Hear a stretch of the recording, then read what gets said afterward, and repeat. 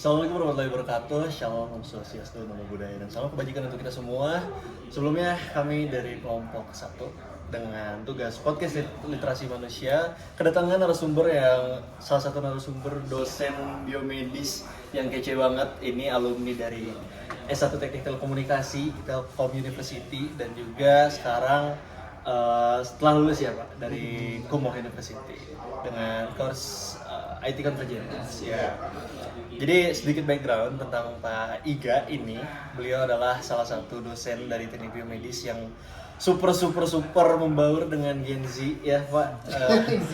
Sangat energinya Gen Z banget, dimana Pak Iga ini tuh match banget lah sama mahasiswa sekarang. Nah, jadi di sini sekarang Pak kita bakal bahas tentang AI, artificial intelligence. Satu hal yang sekarang lagi highly hype lah ya dari mahasiswa ataupun dosen juga tentang artificial intelligence. Okay. Nah, mungkin dari Bapak mungkin ada mau sepatah kata dua kata sebagai perkenalan.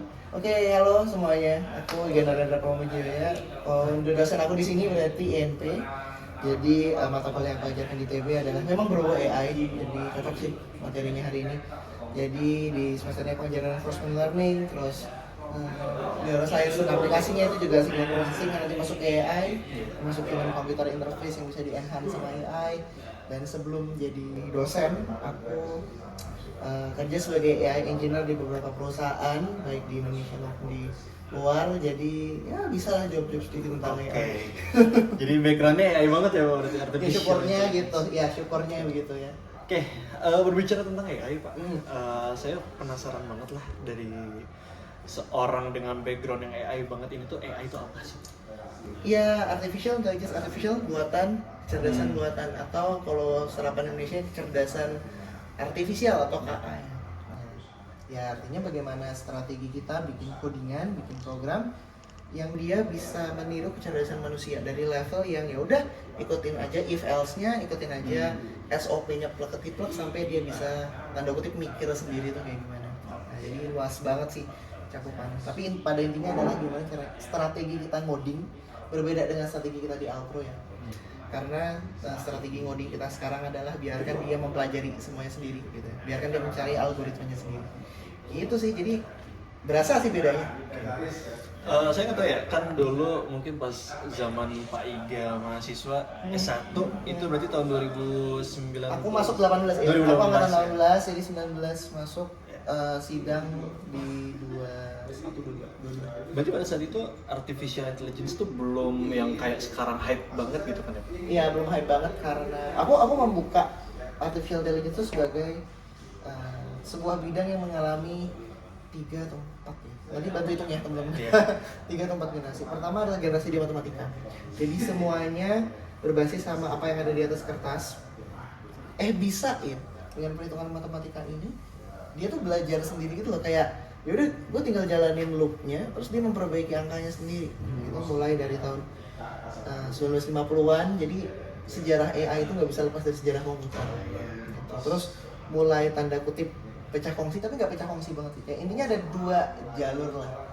Kayak kalau kita main, sorry nyebut merek, jadi kalau kita main Need for Speed kan bisa ada mode siang sama mode malam tuh. Nah kurang lebihnya kayak gitu, tapi padahal mobilnya sama. Nah mode yang pertama adalah ada peneliti atau sekumpulan orang pintar deh, itu mikir kayak AI atau apa yang kita mau bikin ini komputer tuh harus nurut sama gaya belajar kita. Menurut gaya belajar kita gimana caranya? Ya udah nggak tahu. Mungkin kita bisa mulai dengan cara otak kita tuh dikodingnya kayak gimana sih? Kodingan otak kita tuh kayak gimana sih? Nah itu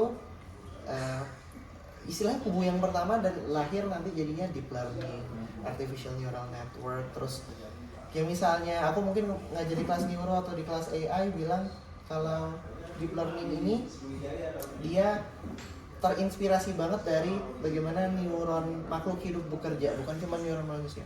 Neuron makhluk hidup bekerja. Jadi ada yang bagian yang pura-pura jadi dendrit, pura-pura jadi akson, pura-pura jadi selubung myelin. Nah itu fungsi pertama. Sementara itu fungsi kedua, ujung-ujungnya komputer cuma mesin hitung sih. Kita masukin angka, dia hitungin kelar. Jadi kita yang kudu ngalah dengan komputernya. Nah jadilah berbagai algoritma machine learning dan misalnya kayak algoritma genetik. Kalau algoritma genetik kan kind of mix sih. gitu. Meta heuristik juga. Meta heuristik itu artinya AI apa algoritma kita untuk optimasi AI yang terinspirasi dari cara hidup di alam, entah makhluk hidup atau manusia. Nanti meta heuristik, nah itu berdiri di tengah. Tapi ada juga kok yang ya udah kita permudah lah, kita simpelin buat AI kayak misalnya teman-teman belajar linear regression, teman-teman belajar decision tree, naive bias, berbagai metode machine learning yang sebenarnya sampai saat ini masih relevan itu hasil dari kongsi kedua. Nah saat ini kita berada di mana? Ya, kita mix di antara keduanya. Gitu. Namun yang memang bikin kaget adalah itu baru bagian pertama dari sejarah AI. Terus terjadi yang kita bilang namanya AI winter. Jadi kayak codingannya ada, orang yang mau ngoding ada, komputernya nggak ada. Jadi AI itu harus memenuhi 3 elemen. Orang yang mau ngoding mau ada. Maksudnya di sini manpower ya. Manpower di sini tuh kalau zaman sekarang kita bilangnya data. Yang ngurusin datanya, yang ngumpulin datanya itu ada, harus ada. Terus komputernya harus kuat. Sama codingannya, base codingannya harus ada. Maksudnya base codingan tuh algoritmanya harus ada. Nah sementara di tahun itu 60-an, 70-an komputernya kita nggak terlalu ada. Karena fokusnya buat, jujur waktu itu buat perang dingin sebenarnya. Fokusnya ke arah sana. Terus sebenarnya orang yang mau ngedingin manpowernya ada. Dan ini juga ada, apa namanya, algonya juga ada. Gitu. Setelah kita membentuk, komputernya ada, komputernya cukup kuat ya, speknya udah kuat, orangnya udah, yang mau cari data udah ada, datanya udah ada, sama algonya udah ada. Naiklah lagi AI Summer, dan itu masuk di tahun 80-an, 90-an, muncul lagi algoritma kayak CNN, itu yang kita pakai sekarang buat TA. Itu tuh muncul tahun 90-an, booming di 90-an, 2000-an, 2010-an. Nah, itu adalah era AI sebagai gak cuma di atas kertas lagi, era AI sebagai codingan apa? Codingan back-end. Banyak aplikasi sebenarnya di tahun-tahun 2000-an, 2010-an itu sebenarnya di belakang pakai AI di back-end, tapi cuma dipegang sama satu nerd sekantor, dan jatuhnya statusnya dia masih nerd gitu. Ya ujung-ujungnya udah antara kita cuan nih pakai codingan nerd ini dengan kita menghemat beribu banyak proses dengan proses automasinya, atau kita nggak cuan sama sekali karena si nerd ini bikin codingan yang berat gitu. Itu dia sebagai back-end. Terus aku juga masuk di era, aku masuk mempelajari banyak di AI itu AI ketika AI sebagai front end 2010-an akhir sampai 2020-an sampai. Aku bilang AI sebagai front end karena kita udah bisa ngeliat interface-nya gimana. Komputer kita udah cukup kuat, GPU kita udah lagi booming-boomingnya, Nvidia juga lagi. Nvidia sekarang nggak cuma sekedar bikin GPU buat nge-game, that's it. Bikin GPU juga buat keperluan graphics processing seperti itu. Orang-orang mulai sadar bahwa GPU Nvidia tuh nggak cuma buat perangkat gaming, nggak cuma nge-sponsorin apa kayak Ubisoft gitu biar bisa ngerilis gamenya bareng-bareng, nggak cuma kayak gitu. Itu dipakai buat nge-render. Orang-orang baru sadar. Jujur ya, orang-orang yang sepuh ya, bukan yang ahli, bukan orang expert ya. Orang yang sepuh nyadar bahwa penggunaan GPU lebih dari itu, kita mulai ngelihat banyak AI yang langsung interface sama kita. Makanya aku bilang AI sebagai front end. Kayak misalnya teman-teman pakai Teachable Machine. Itu AI sebagai front end. Terus kalau modding dikit pakai TensorFlow.js. TensorFlow kan ada 3 versi bahkan, ada yang 4 bahkan, ada yang bahasa C buat dimasukin ke IoT, yang pakai Java ada. Java biasa ya, C udah, Java pakai Python yang paling sering kita pakai, sama ada pakai JavaScript. JavaScript itu kan TensorFlow.js kan. Itu tuh yang buat front end. Aku bilang AI sebagai front end tuh di situ. Jadi kita nggak harus naruh coding di back end, kita bisa naruh front end kita udah cukup kuat, dan orang mau AI, orang mau ngelihat AI. Dari dulu orang berinteraksi sama AI tapi nggak sadar. Contoh ke know your customer. Kalau misalnya kita Gojek muncul tahun berapa sih? 2010-an something lah ya. 2011 gitu.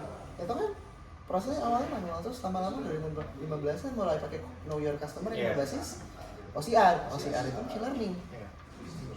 Nah, itu mulai tuh masuk AI sebagai front end. Kita pengen lihat AI in action tuh kayak apa. Mulai muncul object detection, mulai famous lah. Object detection apa segala macam. Terus sekarang semenjak AI ngomongnya jago melalui large language modeling, sekarang udah masuk AI sebagai marketing. Udah mulai banyak orang-orang yang sebenarnya nggak paham sama sekali apa itu tensor, tapi mereka mulai digantikan sama tensor. Orang-orang yang sama sekali nggak paham albol, kayak gitu paham. Paling ikut matkulnya aja lah. Mau B atau C bungkus lah. Gak apa-apa, yang penting pernah megang. Yang penting itu simpelnya kayak gini. Entry levelnya AI makin turun. Makanya sini kita bilangnya AI sebagai marketing. Iya.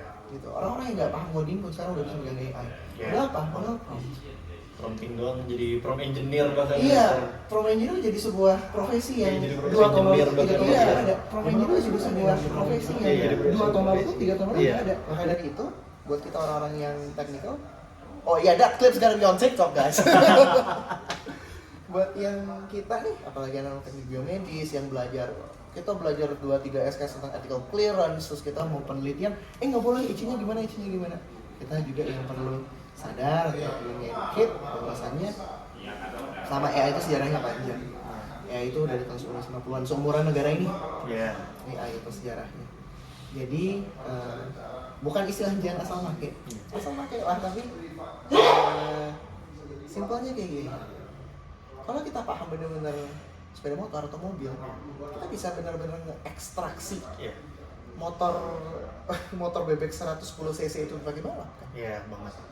Sementara orang-orang itu cuma pakai datang kampus pulang, dan itu pun udah 2 tahun gak diservis. Iya. Sementara kita bisa ngubah motor yang let's say motor bebek kayak misalnya Supra atau Satria FU 110-110 cc kita bisa pakai buat balap ya Balap sekarang. nggak kalah kan. Iya. Gitu. Jadi kalau misalnya kita keluar dalam ya terhadap sesuatu itu nggak pernah ada ruginya. Kayak misalnya ya kok prompt yang lo buat bagus banget sih, kok prompt yang lo buat kalau misalnya berinteraksi dengan LLM, entah itu Gemini, ChatGPT, semuanya kok bagus-bagus sih, apa rasanya? Ya aku nggak bisa bikin buku yang dijual 99.000 di Instagram ya, karena bukan aku nggak mau bikin, cuman itu udah jadi feel aja. Jadi kayak karena aku udah bikin NLP dari dulu, jadi udah dapet feel-nya. Gitu. Jadi kayak ngomong kayak gini. Gitu. Nggak ada ruginya belajar dari awal. Ini buat semua ya, buat semua bidang. Ya. Berarti pengaruh dari waktu dulu kan tadi sempat disebut juga ya bahwa itu tidak bisa lepas dari komputer juga. Maksudnya Iya dong. Dulu dari zaman 1010 ke sekarang kita Well, anyway sekarang 10 masih sih. Iya masih sih, cuman langsung bisa keluar AI bisa ngeluarin output, bahkan ngobrol sebagai manusia. Itu seberapa besar sih pengaruhnya untuk sekarang dari dulu AI yang masih mungkin bagi orang awam tuh apa sih AI itu, sekarang orang udah tahu ChatGPT, Cloud dan lain sebagainya, itu pengaruhnya terhadap mahasiswa itu kayak gimana? Kalau pengaruhnya secara sosiokultural, itu teman-teman kita di ITB yang bisa belajarin. Ada namanya satu jurusan di Pascasarjana namanya S2 Teknokultur. Itu gabungan IT sama culture. Jadi dosen-dosennya ada dosen IT, ada dosen budaya juga. Yeah. Nah itu melihat, I think that they're the expert on that. I don't have the capability to deep dive into that ya. Tapi kalau misalnya pengaruh secara general, maksudnya mungkin secara general atau secara kita sebagai mahasiswa ya balik lagi seperti yang tadi aku sempat bilang, belajar sesuatu secara deep dive itu nggak pernah ada ruginya. Gitu. Jadi kayak misalnya kenapa sih orang-orang tuh ini pengalaman aku pribadi, teman-teman di sekitarku nggak pernah ada yang suka pakai model-model dari Google, Gemini, Gemma, Palm, atau kalau dulu namanya aku udah pakai Gemini dari namanya dia masih Google Bird. Google Bird dulu. Iya, jadi Google tuh kan punya namanya tim riset AI namanya Google Brain. Yeah. Mereka itu sebenarnya di belakang layar juga udah membangun model yang sama dengan OpenAI, tapi di belakang layar semua. Tapi pas tiba-tiba OpenAI rilis chat.openai.org, aku masih buka chat.openai.org loh, bukan chatgpt.com. Aku nggak pakai ChatGPT. Iya. Iya, aku masih pakai website lama mereka. Mereka panik. Jadi H+2 dari situ Google Bird langsung diluncurkan. Dan namanya masih Google Bird. Nah, kenapa? Iya, kalau pakai Bird, pakai Gemini, produk Google masih oke. Sementara yang lain kayak, gue nggak terlalu suka ras konsep GPT. Gue nggak terlalu suka ras. Iya karena simple. Teman-teman di sini mungkin audiens juga ya, masukin kolom komentar. Lebih suka bawa mobil manual apa metik? Kalau Mas? Kalau saya sendiri sih lebih suka manual, three pedal. Bukan masalah real man uses three pedal, tapi kita tahu mobil ini mau ngomong apa sama kita. Oh iya. Nah sama, aku juga tahu Gemini ini mau ngomong apa sama aku. Gitu. Pengaturan modelnya apa? Temperaturnya berapa? Maksimal tinggi tekanannya berapa? Aku nggak di level situ. Yang nggak semua orang harus ikut. Jadi, smart is the new sexy. So maybe kalau misalnya teman-teman nggak sehabis itu atau kayak masih ngerasa kuliah adalah scam, alright, that's on you, that's on you. But guys, let's realize smart is the new sexy, gitu. So in order you guys to be attractive, nggak cuman physically attractive, gampang dapat cewek ya, tapi kayak business wise attractive, you have to create ini juga, you have to create something juga yang orang-orang nggak mikirin, tapi kalian bisa mikirin karena kalian tahu luar dalamnya sesuatu, and that's so cool basically. Oke, berhubungan tentang AI dengan yang tadi banyak disebutkan juga ya dari Pak Iga nih. What is the most overpowered AI currently? AI in general, what's the most In overpowered? general. Ntar ya, mungkin kita bisa bedain dulu ya. Soalnya ada AI seperti kita belajar di kelas sama yang LLM tuh kayak Claude gitu ya. OpenAI models gitu. Kayaknya yang non LLM dulu deh. AI yang overpower sekarang adalah AI yang bisa memberikan performance ini secara di luar lab gitu. Jadi model-model yang adaptif, model-model yang punya, yang bisa, kalau kita di ilmu AI kita bilangnya future learning atau bisa punya kemampuan machine learning, itu dia akan sebenarnya model apa sih? Tapi in general yang kayaknya lagi overpower sekarang transformer model sih. Transformer model. Vision transformer atau transformer. Kalau teman-teman researcher mungkin atau yang lagi TA boleh deh cobain TA-nya digabungin sama transformer models, karena itu jadi cikal bakal utamanya LLM sekarang. Oh iya. Jadi secara sederhana transformer models itu dia bisa mengolah data banyak secara paralel dan mencari keterhubungannya satu sama lain. Sementara kalau kita pakai yang pelajari di kelas, masukinnya masih serial. Baru dicari keterhubungan satu sama lain. Dan itu pun cari keterhubungannya itu dia bisa lupa keterhubungan di sini sama di ujung. Nah kalau transfer model karena dia masuknya semua barengan, dihitungnya semua tanda kutip barengan. Jadi memang berat minta ampun jujur. Tapi buat performance kayaknya berani karena industri sekarang lagi butuh yang bisa future learning atau machine learning. Nah, sekarang LLM nih. Oke. LLM bahaya sih. Tapi kalau misalnya if you are a real, how can I say? If you're real developer, not real developer, if you're really into it, mau ngoprek sampai dalam-dalamnya, sedalam-dalam itu, aku nyaranin kalau yang closed source, model-model dari Gemini, dari Google. Kalau aku pribadi paling suka Triflash. Karena dia optimasi tokennya bagus banget dan hasilnya juga dia masif dalam arti bisa bagus banget kalau kita ngarahinnya benar. Kalau Claude kan memang tokennya banyak. Tokennya banyak. Jujur, TB itu kita pakai sponsor AI utama kita Claude. Ya, itu 9% TB itu Claude. Modelnya? Dan thank you buat FTE, lagi buat LU. ada part yang kita dibayarin sama FTE untuk premium Claude untuk kita sama-sama dosen. Jadi materi pembelajaran teman-teman kalau misalnya ya materi pasti dari kita ya obviously dari dosen.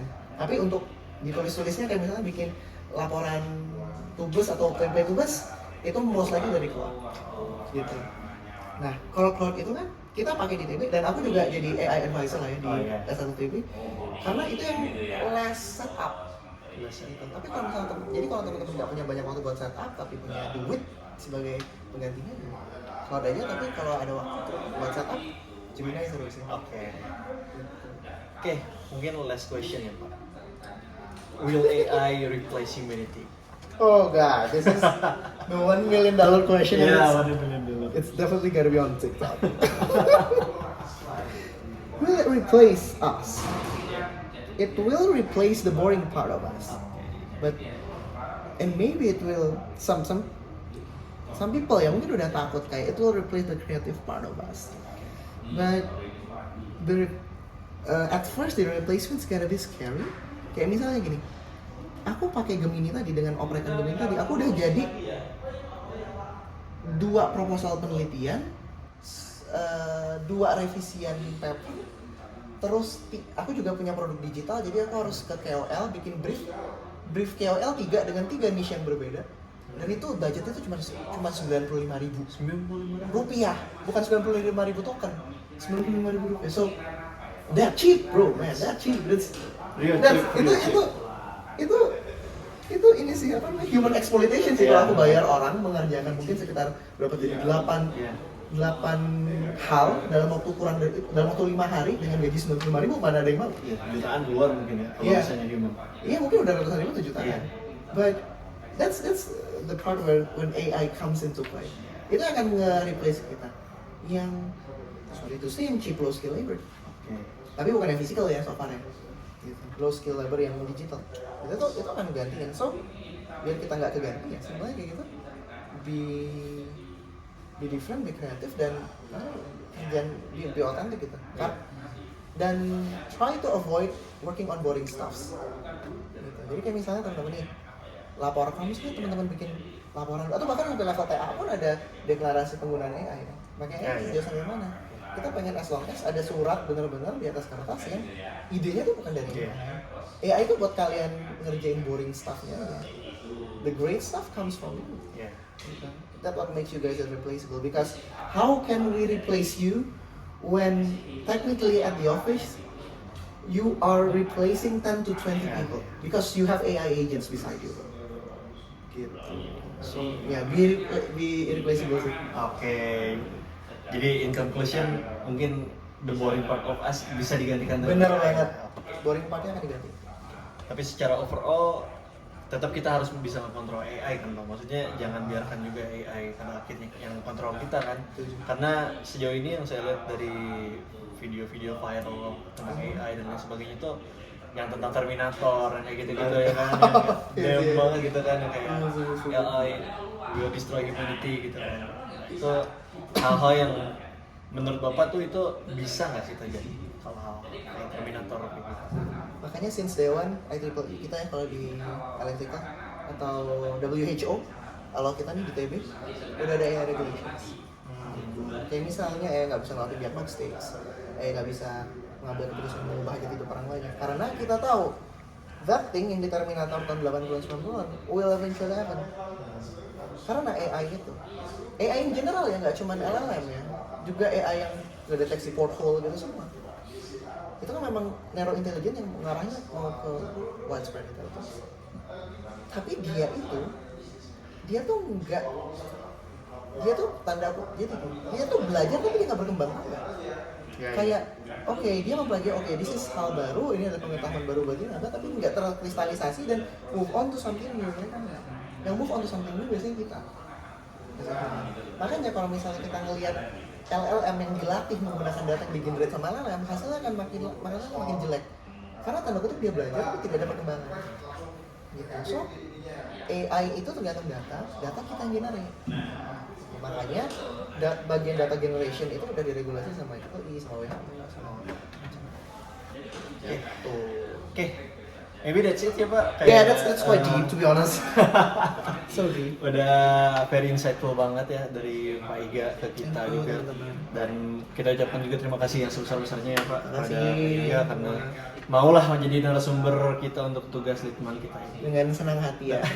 Mungkin suatu saat kita ada diskusi lagi lebih lanjut tentang AI. Boleh, seru banget. Ya, nanti mungkin kita ada lagi waktu khusus mungkin untuk diskusi tentang AI. Maybe that's it ya teman-teman untuk sesi podcast kita dengan Pak Iga Narendra. Mungkin kurang lebihnya mohon maaf juga ya teman-teman karena ini interview mungkin ya Pak. Iya. Just a quick talk lah. Buat temenin teman-teman ya setengah jam. Oke, ya. Ya, that's it. Thank you so much guys. Thank you semuanya everyone.